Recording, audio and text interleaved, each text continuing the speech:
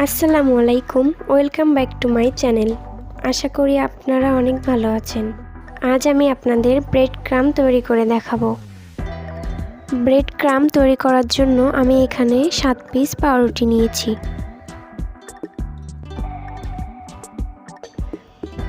এখন আমি পাউরুটির সাইডগুলো কেটে নিচ্ছি।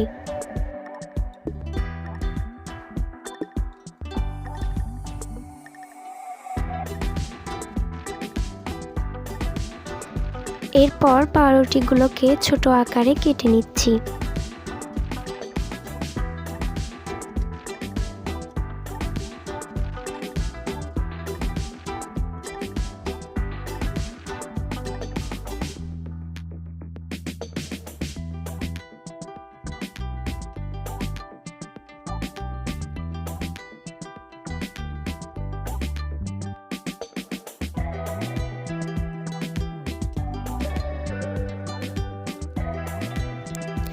এরপর পাউরুটিগুলোকে ব্লেন্ডারে দিয়ে গুঁড়ো করে নিচ্ছি।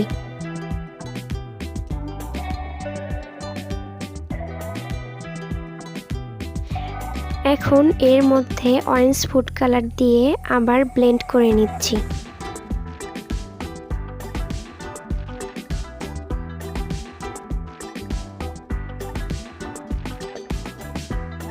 এরপর একটি প্যানে হালকা আঁচে ব্রেড ক্রাম্বগুলো ভেজে নিচ্ছি।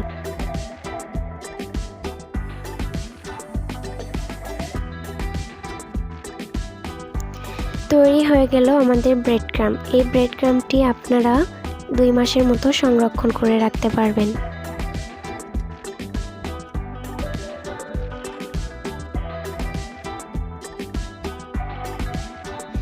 আমাদের চ্যানেলে নতুন হয়ে থাকলে লাইক এবং সাবস্ক্রাইব করে দেবেন।